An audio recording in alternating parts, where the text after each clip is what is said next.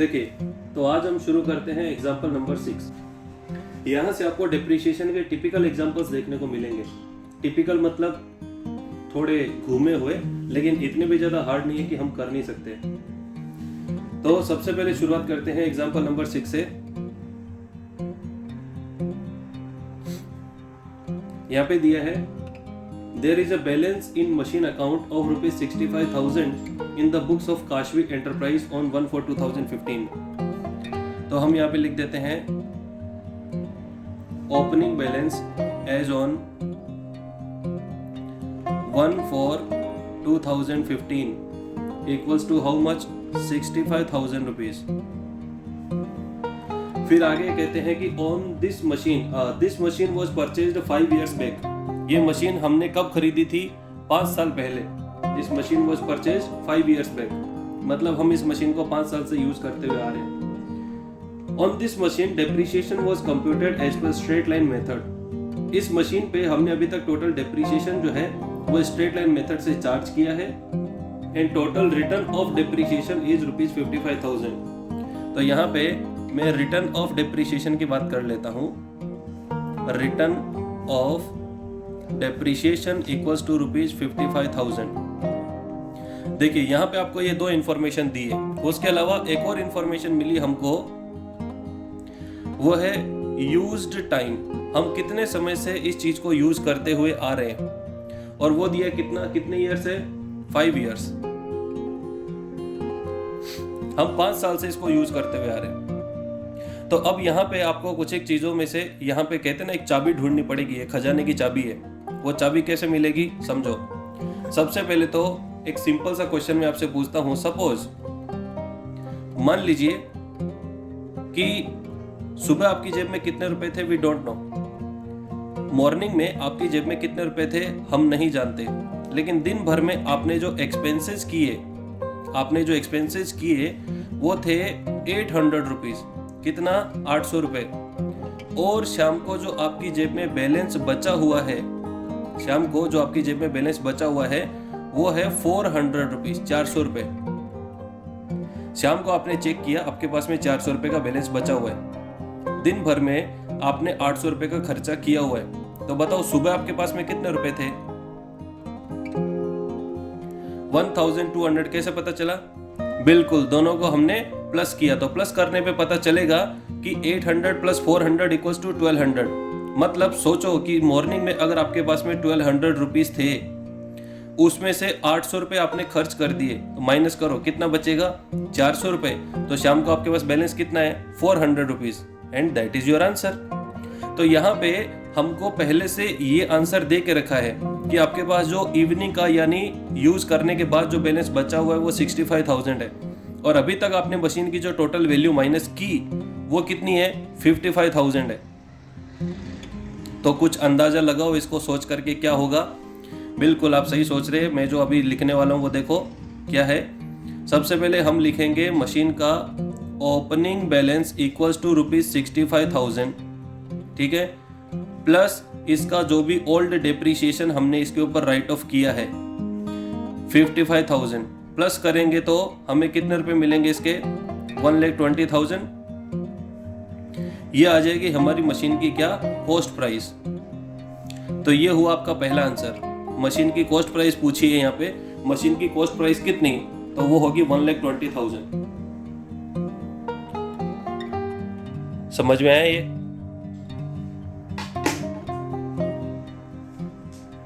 अभी अगला सवाल पूछा है कि बताओ इस मशीन की जो एनुअल डेप्रिसिएशन है वो कितना? Annual depreciation. तो देखो एनुअल डेप्रिसिएशन का हम कैसे पता करेंगे? यहाँ पे हमें 2 इंफॉर्मेशन दे रखी हैं। अभी तक का टोटल डेप्रिसिएशन कितना? 55,000। और number of years of use कितना? 5 years। यानी 5 साल में आपने टोटल 55,000 का डेप्रिसिएशन यहाँ पे लगाया है। तो अगर इसको मैं कैलकुलेट करूं तो 55,000 डिवाइडेड बाय 5 इक्वल्स टू तो amount of depreciation equals to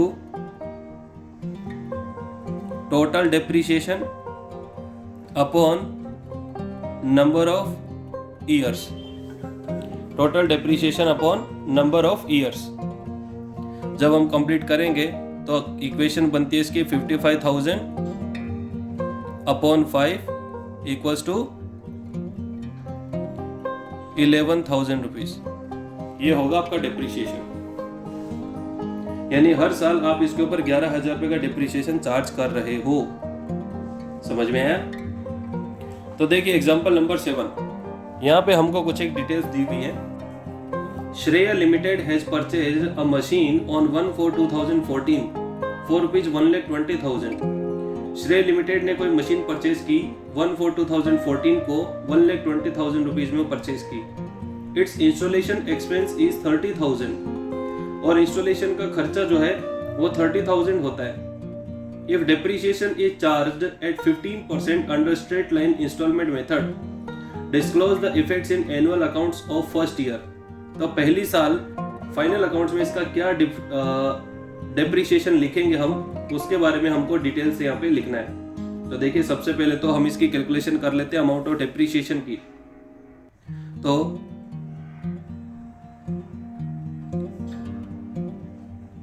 amount of depreciation equals to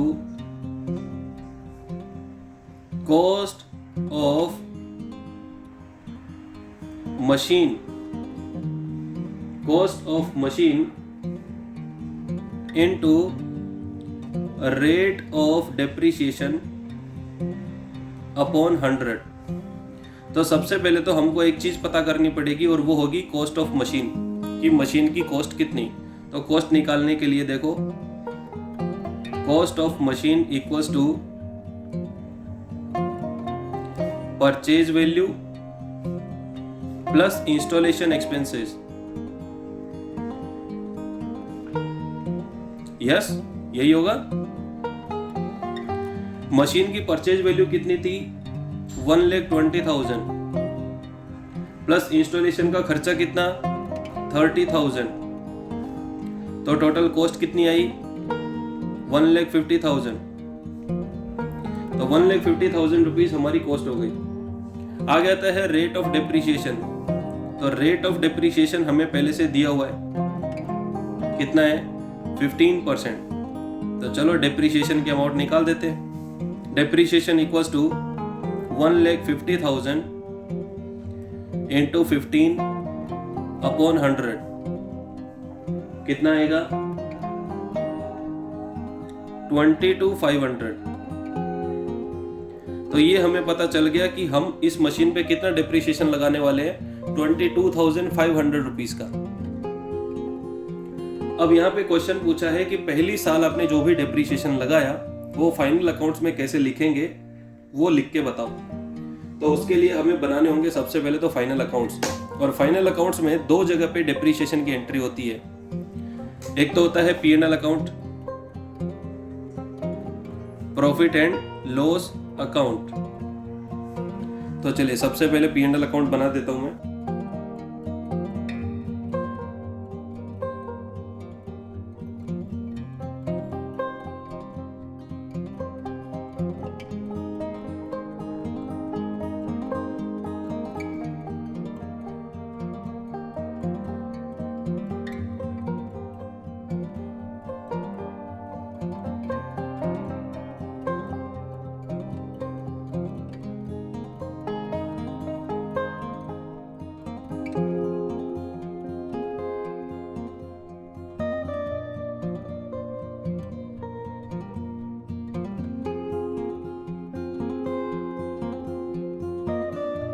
दूसरा फाइनल अकाउंट होता है बैलेंस शीट।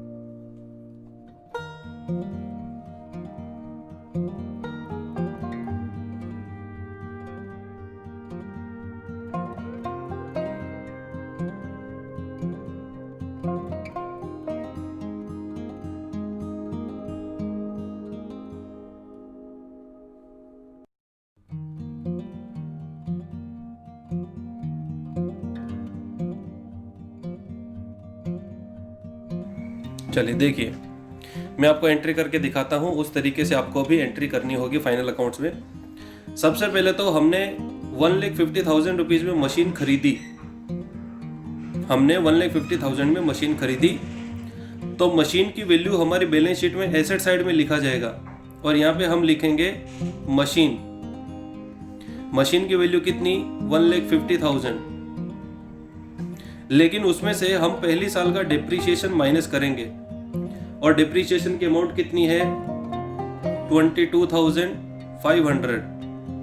तो बताइए बाहर बैलेंस कितना बचेगा।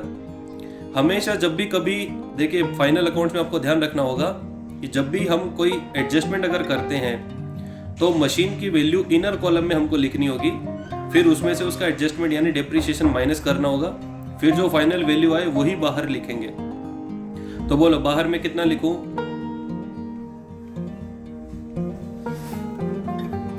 1,27,500।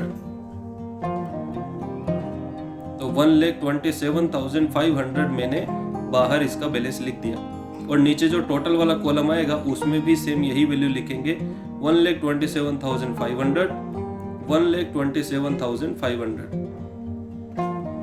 कंप्लीट। अब ये डिप्रिसिएशन जो है 22,500, तो याद करो जब इस चैप्टर की हमने शुरुआत की थी डेप्रिसिएशन चैप्टर की, उस टाइम पे मैंने आपको एक चीज बताई थी और वो था ये कि डेप्रिसिएशन जो है उसे हम बिजनेस का एक्सपेंस मानेंगे, खर्चा मानेंगे, और ये हमारा नॉन कैश एक्सपेंस होता है। मतलब बिजनेस का खर्चा तो है और बिजनेस के जो भी खर्चे होते हैं वो प्रॉफिट एंड लॉस अकाउंट में ही लिखे जाते हैं, इसलिए हम प्रॉफिट एंड लॉस अकाउंट के डेबिट साइड में लिखेंगे to depreciation account, to depreciation account, और अमाउंट आएगी 22,500, 22,500। तो नीचे जो टोटल का कॉलम होगा उसमें भी 22,500, टोटल 22,500। इस तरीके से हम दो अकाउंट्स में इसकी एंट्री करेंगे। तो फाइनल अकाउंट्स में कैसे इफेक्ट दिखाया जाता है ये आपको पता चला होगा। अब मैं एक और चीज आपसे डिस्कस करना चाहूंगा। पार्ट वन में आपने जर्नल प्रॉपर का एक चैप्टर पढ़ा था, याद है? वहां पे भी एक डेप्रिसिएशन की एंट्री थी, याद है? और आप में से किसी ने मुझसे पूछा था कि सर ये डेप्रिसिएशन क्या होता है, कैसे काम करता है, हम नहीं जानते। तो वो डेप्रिसिएशन की एंट्री जो थी, वो जो डेप्रिसिएशन की एंट्री थी वो एंट्री थी depreciation account debit to machine, depreciation account debit to machine. ये एंट्री हम किसी भी सब्सिडरी बुक में रिकॉर्ड नहीं करते, purchase book, sales book, cash book, purchase return, sales return, कहीं भी हम इसकी एंट्री नहीं करते। इसलिए मैंने कहा था कि हम इसको जर्नल प्रॉपर में एंट्री करेंगे, याद है? तो वो एंट्री यहां जो डेप्रिसिएशन चैप्टर आप कर रहे हो, ये एंट्री जर्नल प्रॉपर में जर्नल के तरीके से लिखी जाती है। यस, चलिए आगे बढ़ते हैं एग्जाम्पल नंबर 7 की तरफ। देखिए ध्यान से, sorry example number 8। Example number 8 में लिखा है there was an opening balance of machine account on 1/4/2015 in the books of Shruti limited rupees 1,05,000। Shruti limited की बुक्स में 1/4/2015 को बैलेंस दिया हुआ मशीन का 1,05,000। This machine was purchase 4 years back, और ये मशीन हमने कब खरीदी थी? 4 साल पहले। Under straight line method 10% depreciation is charged on this machine, और इस मशीन पे हर साल 10% हमने डेप्रिसिएशन चार्ज किया है। From this information ascertain the amount of annual depreciation. इससे आपको ये पता करना है कि एनुअल डेप्रिसिएशन कितना। अरे रे, देखो आज के दिन ये मशीन 1,05,000 रुपए की है, प्रेजेंट वैल्यू रुपीज 1,05,000।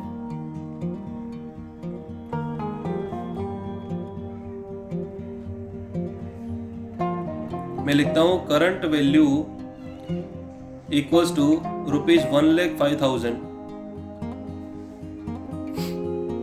इसके ऊपर हमने पिछले साल में कुछ रुपए का डिप्रिसिएशन लगाया है, कुछ रुपए हम कम कर चुके, पता नहीं कितने रुपए कम किए, वी डोंट नो। लेकिन हमने पिछले साल में कितने साल तक इसको यूज किया, जब से खरीदा तब से अभी तक कितने साल इसको यूज कर चुके? Used time equals to 4 years। Yes, 4 साल से हम इसको यूज कर रहे हैं इस मशीन को, और हर साल हमने जो इसके ऊपर डेप्रीशिएशन लगाया है, एनुअल डेप्रीशिएशन, वो कितना परसेंट लगाया? 10%। मतलब हर साल हमने इसकी 10% वैल्यू कम की है। तो पहली साल में 10% कम किया होगा, दूसरी साल में भी 10% कम किया होगा, तीसरी साल में भी 10% कम किया होगा, और चौथी साल में भी 10% कम किया होगा। यस और नो? तो पहली साल में 10, दूसरी साल में 10, तीसरी साल में 10, चौथी साल में भी 10। तो 10%, 10 और 10 20%, 30%, 40%। इसका मतलब इसकी वैल्यू 40% कम हो चुकी। इस मशीन की वैल्यू हमने 40% कम कर दी, और अब जो मशीन की वैल्यू बची हुई है, मतलब 1,05,000 जो वैल्यू हमारे पास में बची हुई है, वो कितनी परसेंट है? 60% है। अगर किसी भी चीज की वैल्यू आपने 40% कम कर दी तो बचा हुआ कितना? 60%। तो यहां पे हम मान सकते हैं, अब देखो इसको नॉर्मली आपकी बुकिश लैंग्वेज में अगर सॉल्व करें तो, सपोज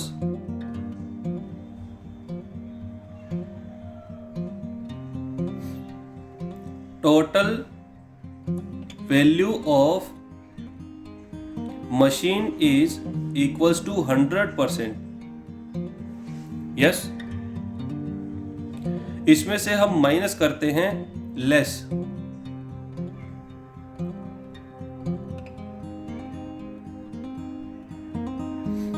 डेप्रीशिएटेड वैल्यू, हमने इसके ऊपर डेप्रीशिएशन कितना लगाया? 10% हर साल लगाया, और टोटल 4 साल तक लगाया। तो टोटल कितना हुआ? 40%। अब 100 माइनस 40 करो तो 60% होता है। इसका मतलब रिमेनिंग वैल्यू इज 60%, 60% वैल्यू बची हुई है। तो अगर 60% वैल्यू 1,05,000 है, तो 100% वैल्यू कितना? Cross multiplication. तो हम ये बोल सकते हैं, if 60% value is 1,05,000, then 100% value is how much? Cross multiplication. इसका मतलब इक्वेशन कैसे बनेगी इसकी? 1,05,000 मल्टीप्लाई बाय 100 डिवाइडेड बाय 60। बोलिए कितना आंसर आएगा? तो 1,75,000 हमारे पास में आंसर आया। मतलब हमने ये मशीन कितने रुपए में खरीदी थी? 1,75,000 रुपीज में खरीदी थी। तो इसकी कॉस्ट वैल्यू मिल गई। अब कॉस्ट वैल्यू मिलने के बाद अगला काम क्या करना है? अब हम ये बता सकते हैं कि हमने कितना डेप्रीशिएशन चार्ज किया होगा हर साल, क्योंकि डेप्रीशिएशन की अमाउंट स्ट्रेट लाइन मेथड से चल रही है। इसका मतलब डेप्रीशिएशन तो फिक्स है हर साल। तो ऐसे में हम कैसे पता लगाएंगे? देखो, depreciation amount equals to cost into rate of depreciation upon 100। तो कॉस्ट हमें पता चल गई 1,75,000 है। कॉस्ट पता चल गई हमको कितनी है? 1,75,000 इनटू रेट ऑफ डेप्रीशिएशन कितना दिया है? 10%। तो अमाउंट कितनी आएगी? 17,500 रुपीज। हमने हर साल इस मशीन में से 17,500 रुपए का डेप्रीशिएशन निकाला है। समझ में आया सबको? तो नोट कर लीजिए अपनी नोटबुक में, ये आंसर होगा इसका लास्ट। एग्जाम्पल नंबर 9 में कहते हैं, युग and company had purchased one machine for rupees 1,10,000 on 1/4/2012। Installation cost is 6,000, carriage expenses 4,000। तो टोटल मशीन की वैल्यू कितनी होगी? 1,10,000 प्लस 6,000 प्लस 4,000, तो टोटल हो गया 1,20,000। Company provides 8% depreciation under straight line method.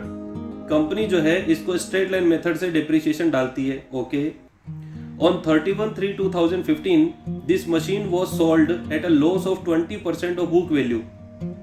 और ये मशीन को हमने 31/3/2015 को सेल कर दिया इसकी बुक वैल्यू पे। तो prepare journal entries and machine account for 3 years, 3 साल के लिए हमको जर्नल एंट्री भी करनी है और इसका मशीन अकाउंट भी बनाना है। तो सबसे पहले तो हम इसकी कैलकुलेशन करते हैं, और कैलकुलेशन में सबसे पहली चीज आपको फाइंड करनी है कॉस्ट ऑफ मशीन। और कॉस्ट ऑफ मशीन के लिए हमें दिया है 1,10,000 में हमने इसको मशीन को परचेज किया, प्लस 6,000 हमने एक्स्ट्रा खर्चा किया, प्लस 4,000 का हमने और खर्चा किया, तो टोटल कॉस्ट आई 1,20,000। मैं लिख देता हूं आगे।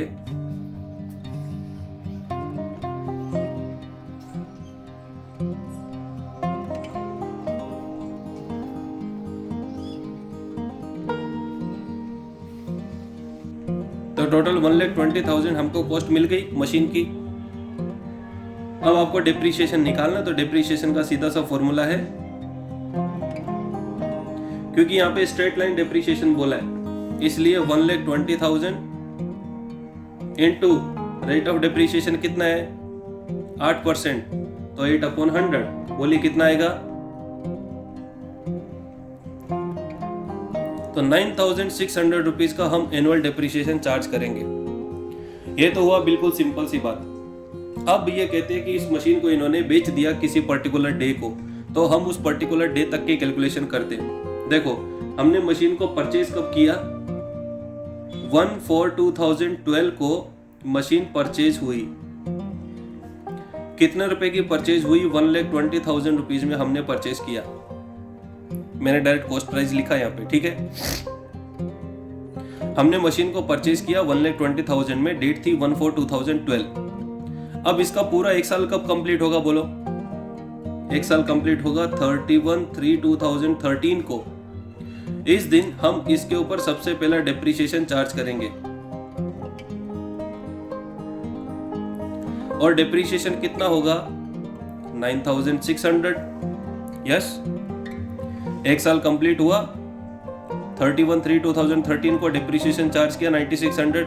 बोलो अभी बैलेंस कितना बचेगा, 1,20,000 माइनस 1,10,400, 1,10,400 बैलेंस बचा 1 साल का डिप्रिसिएशन माइनस करने के बाद। अब दूसरी साल का डिप्रिसिएशन हम कब चार्ज करने वाले हैं, 31/3/2014 को। अगेन फिर से डिप्रिसिएशन चार्ज करेंगे 9,600, सेम टू सेम रहेगा, माइनस करके वैल्यू कितनी आएगी, 1,08,000 इसकी वैल्यू बची।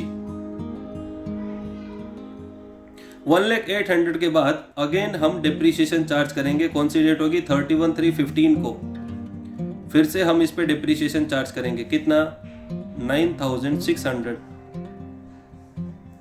तो 91,200 रुपीज की हमारे पास में बैलेंस बचा। और क्वेश्चन में अगर आप ध्यान से देखोगे तो पता चलेगा 31/3/2015 को इस मशीन को बेच दिया गया। तो 31/3/2015 को डिप्रिसिएशन माइनस करने के बाद इस दिन मशीन की वैल्यू कितनी बची हुई थी, 91,200। यस, 91,200 की हमारे पास में मशीन बची हुई थी, लेकिन हमने इसको कैसे बेचा, प्रॉफिट पे कि लॉस पे, लॉस पे बेचा। कितना परसेंट लॉस आपने इसमें लॉस हुआ आपको, 20%। तो इसमें से हम लेस करेंगे 20% लॉस, तो लॉस माइनस करो, 91,200 का 20% लॉस कितना, 18,240, 18,240 रुपए का लॉस हुआ आपको। माइनस करेंगे तो कितना बचेगा, 72,960 रुपीज। देखिए 91,200 की हमारी कोई भी प्रॉपर्टी थी, मशीन थी, हमने उसके ऊपर लॉस खाया 18,240 रुपए का, और 72,960 रुपीज में उसको सेल कर दिया। तो जब भी हम सेल करेंगे तो ये पैसे हमारे बैंक में आएंगे और 18,240 रुपीज का हमको हो गया लॉस। ठीक है, और ये थी मशीन की बैलेंस वैल्यू। बस इन 3 टर्म्स को यहाँ पे स्पेशली आप ध्यान में रखना। इसके ऊपर हम चर्चा करेंगे सम के लास्ट में, मैं फिर से आपको एक्सप्लेन करूंगा। अब सबसे पहले तो हम इसकी जर्नल एंट्री की शुरुआत करते हैं।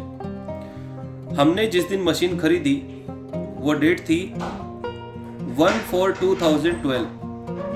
मशीन खरीदने की एंट्री बोलिए क्या करेंगे?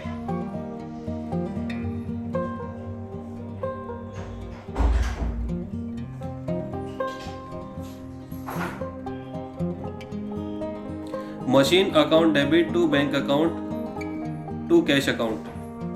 बैंक से हमने पेमेंट किया 1,10,000 और कैश में पेमेंट किया 10,000, टोटल हुआ 1,20,000। उसके बाद सबसे पहली साल का डिप्रिसिएशन चार्ज करेंगे। डेट आएगी 31/3/2013। इस दिन डिप्रिसिएशन चार्ज करने की एंट्री क्या होगी? Depreciation account debit to machine account कितना आएगा? 9,600 डेप्रिसिएशन चार्ज हो गया। ये डेप्रिसिएशन को प्रॉफिट एंड लॉस में ट्रांसफर करना है, तो अगेन सेम डेट को 31/3/13 हम लिखेंगे profit and loss account debit to depreciation account 9,600। 2 साल का डिप्रिसिएशन चार्ज हो गया, 1 साल का डिप्रिसिएशन चार्ज हो गया। अब नेक्स्ट ईयर कौन सी डेट को डिप्रिसिएशन लगेगा? 31/3/14 again depreciation account debit to machine account 9600। फिर ये डेप्रिसिएशन को ट्रांसफर करेंगे कहाँ? P&L अकाउंट में। डेट होगी 31/3/14। हम लिखेंगे profit and loss account debit to depreciation account. Amount आएगी 9600।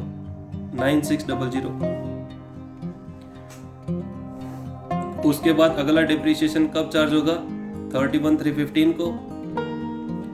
Depreciation account debit to machine account 9600। ये डेप्रिसिएशन को P&L में ट्रांसफर करेंगे 31/3/15 को। तो profit and loss account debit to depreciation account 9600।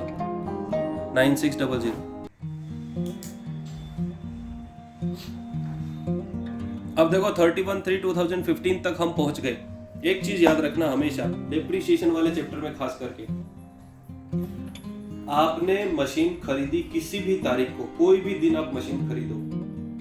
जैसे मान लो कि तुमने 1 अप्रैल से हमारा फाइनेंशियल ईयर स्टार्ट होता है, अप्रैल में नहीं खरीदी, मई भी नहीं खरीदी, जून भी नहीं खरीदी, जुलाई भी नहीं खरीदी, अगस्त में आपने मशीन खरीदी। कब खरीदी? अगस्त में, 1 अगस्त को। तो अगस्त, सितंबर, अक्टूबर, नवंबर, मान लेते कि आपने नवंबर में मशीन को बेच दिया। आपने नवंबर में मशीन को बेच दिया, तो अगस्त, सितंबर, अक्टूबर, नवंबर के लास्ट डेट को आपने मशीन बेची। 4 महीने आपने यूज किया है, तो 4 महीने का डेप्रिसिएशन भी तो होगा। इसलिए जिस डेट को आपने किसी भी प्रॉपर्टी को बेचा है, उस डेट तक का उस पे डेप्रिसिएशन काउंट करना और उसकी वैल्यू में से पहले माइनस करना कंपलसरी है अकाउंटिंग स्टैंडर्ड और लीगल स्टैंडर्ड्स के मुताबिक। गवर्नमेंट भी ये कहती है कि आप किसी भी दिन कोई भी प्रॉपर्टी को बेच रहे हो, अगर वो करंट एसेट या फिक्स्ड एसेट है, ऐसी किसी एसेट को अगर आप किसी दिन बेच रहे हो, तो जिस दिन बेचते हो उस दिन तक का डेप्रिसिएशन उसमें से माइनस करो। जैसे मान लो आपने 15 जनवरी को गाड़ी खरीदी नई, एकदम ब्रांड न्यू। 15 जनवरी से आपने 15 फरवरी, 15 मार्च, 15 अप्रैल 3 महीने खाली उसको यूज किया, और उसके बाद 3 महीने बाद आप उस गाड़ी को बेचना चाहते हो वापस मार्केट में। तो पूरी की पूरी अमाउंट में तो नहीं बिकेगी ना। आपने जितने रुपए में नहीं खरीदी थी उतने में तो नहीं बिकेगी, आपको वैल्यू कम करनी पड़ेगी। और ये डिस्कशन हम पहले भी कर चुके, समझ रहे हो। तो 31/3/2015 को हमने मशीन बेची है, इस दिन तक का हम पहले डेप्रिसिएशन माइनस करेंगे। सब माइनस करने के बाद जो वैल्यू बचेगी, और वो वैल्यू देखो हमने पता की थी 91,200, 31/3/15 तक का पूरा डेप्रिसिएशन माइनस करने के बाद जो वैल्यू बची वो थी 91,200। तो 91,200 वाली मशीन को हमने लॉस पे बेचा। यस, और इसके ऊपर आपने जो लॉस खाया है उस लॉस की एंट्री होगी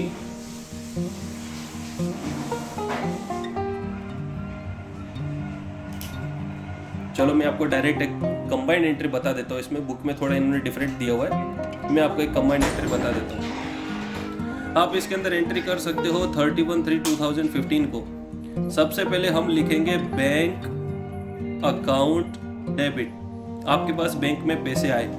अब देखो यहाँ पे मैंने कहा था कि लास्ट में इस पे चर्चा करेंगे, ध्यान रखना। तो मैंने यहाँ पे बैंक लिखा हुआ है। बैंक में कितने रुपए आएंगे हमारे पास में? 72,960 रुपीज। यस, तो बैंक अकाउंट डेबिट 72960, ये देखो 72960 बैंक अकाउंट डेबिट। फिर आपने लॉस भी खाया है इसके ऊपर, 18,240 रुपीज का आपको लॉस हुआ है। तो हम यहाँ पे लिखेंगे loss on sale of machine account debit. कितने रुपए का लॉस हुआ? 18,240 रुपीज का लॉस हुआ। बदले में क्या? टू मशीन, हमारी मशीन चली गई, टू मशीन अकाउंट, और वहां पे आएगा 91,200। ये होगी आपकी सबसे लास्ट एंट्री, लिख लीजिए। एक चीज पे आपको ध्यान देना चाहिए, और वो ही ये कि मैंने यहाँ पे कंबाइंड एंट्री की है, bank account debit, loss on sale of machine account debit to machine, right. Book के मेथड के मुताबिक आप चाहो तो इसकी दो अलग अलग एंट्रियां भी कर सकते हो। वो हो सकती हैं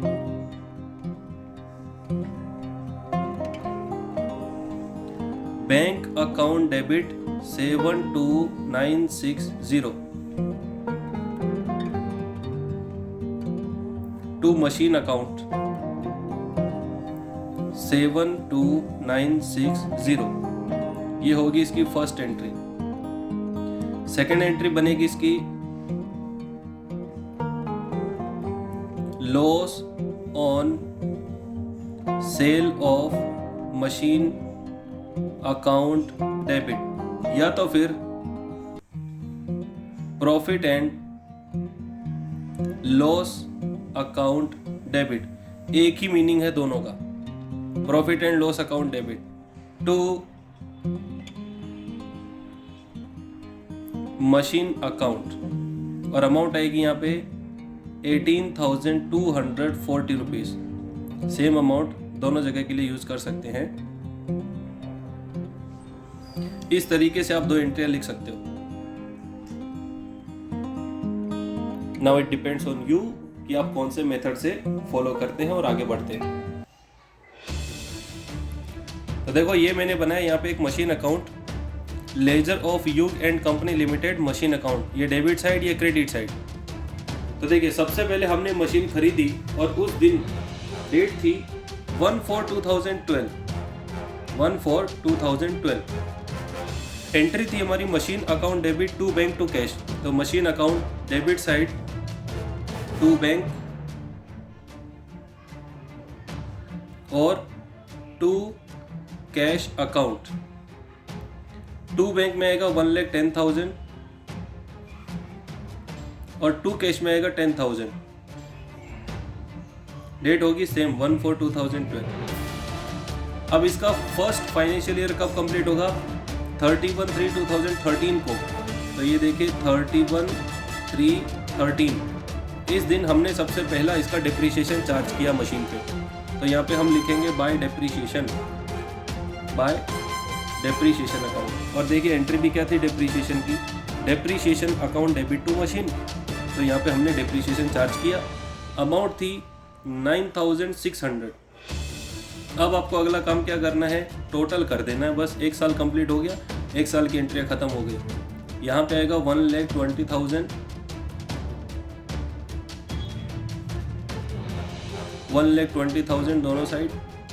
तो 1,20,000 और ये 9,600 दोनों के बीच का गैप कितना, डिफरेंस कितना आएगा,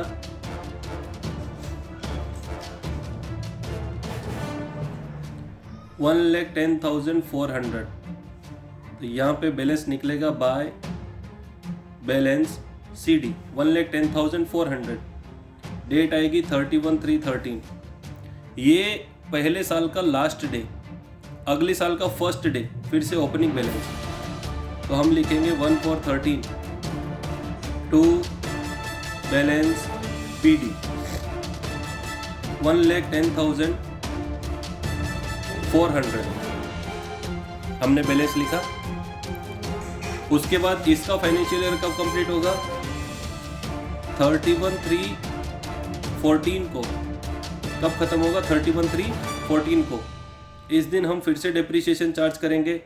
तो बाय डेप्रीशिएशन अकाउंट 9,600। अगेन फिर पूरा साल कंप्लीट हो गया, तो इसका टोटल कर दो 1,10,400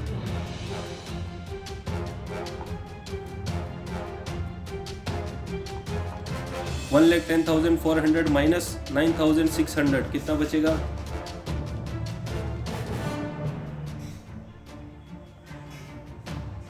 यहाँ पे हम लिखेंगे बाय बैलेंस CD। इसका बैलेंस निकाल दिया हमने 31/3/14 को।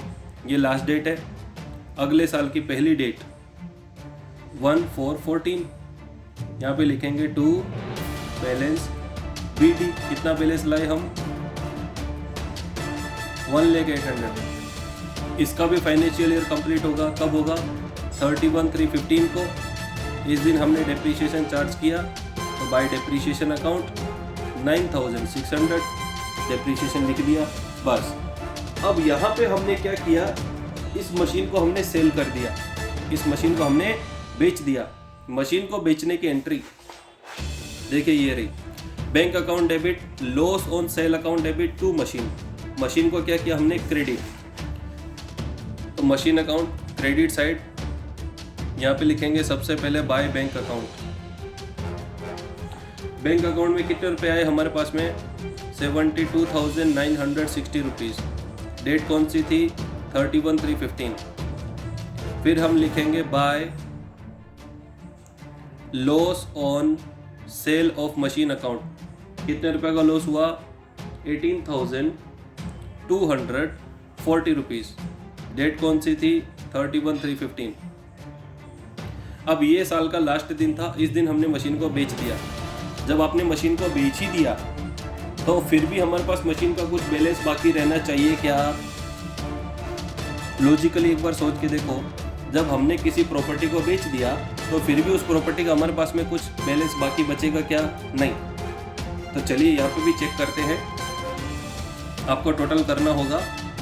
डेबिट साइड देखिए 1,08,000।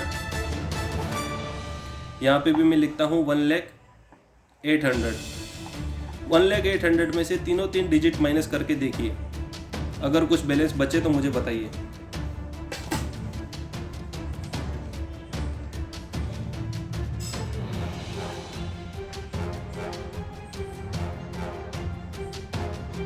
कुछ बैलेंस आया किसी का,